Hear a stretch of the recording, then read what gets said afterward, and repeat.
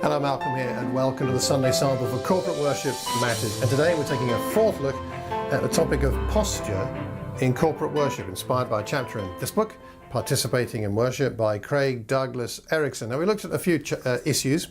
Today we're focusing on raising eyes, lifting our eyes up as part of corporate worship. Should it be part of corporate worship? What does it mean? Is it significant? Let's talk about that a bit today.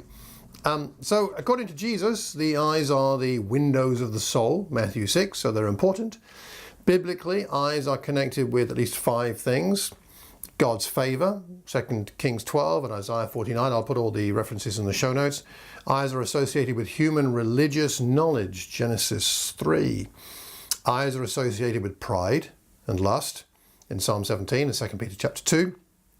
Eyes are associated with the remembrance of the saving acts of God, Exodus 13. And they are also associated with spiritual blindness or insight, Isaiah 6, John 12 verse 40 and Acts 28. So now what about Jesus himself? He looked up to heaven, it says, which is interesting because we know that heaven isn't a physical place, but he looked up to heaven when praying over the 5 loaves and the 2 fish in Luke 9. He prayed for the oneness of the church, that amazing prayer in John chapter 17. And in verse 1, he lifts his eyes. He lifted his eyes to pray at the raising of Lazarus in John chapter 11. So if Jesus lifted his eyes, maybe there's a place for that for us personally, but also corporately. To quote Erickson in his book, he says this: "The lifting up of eyes is a natural, integrating posture for prayer. As eyes are lifted, one's whole being is turned toward God.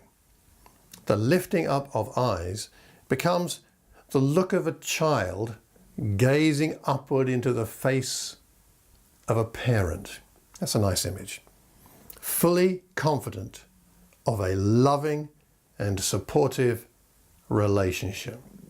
So for Erickson, it's partly at least a look of trust, a look of confidence, a look of, in a sense, submission, but a willing and happy submission because you know that your loving Father is there with you. So that's the context the place he's coming from. Now, again, we know that God isn't up there, but there's something about looking upward that perhaps might benefit our times of corporate worship. How might we use this? You know, in more traditional church buildings, the ceiling is so high, at least in part, and of course it's freezing and very hard to heat these buildings. But a part of the reason the roofs are so high and there aren't any floors above is to help congregants to look up, and especially in cathedrals. I mean, if you go to a cathedral with a very high ceiling like St. Albans near where I live or somewhere, when you look up, it's pretty awe-inspiring, and you get the light flooding in from the windows up high, and you get the sense, at least on some level, of something glorious and above you in not just a physical sense. And perhaps we're missing something in that area. Perhaps sometimes we should take our church services outside and look up. Perhaps that would help. I'm not sure, but I'd like to know what you think about the ways in which we might use the raising of eyes to help our experiences of corporate worship. What do you think about that? So leave me a note, leave a comment anywhere you hear or see this recording. Leave it publicly so that we can learn from each other, because we learn best when we're learning in community. If you can think of anybody who might benefit from this recording, do please pass the link on and leave us a review if you could. That'd be really helpful. And I pray the next time you gather with all your friends to worship our great God, that your experience will be Psalm 100 verse 2. Worship the Lord with gladness and come before him with joyful songs, whether you're raising your eyes or not. Until the next time, take care and God bless.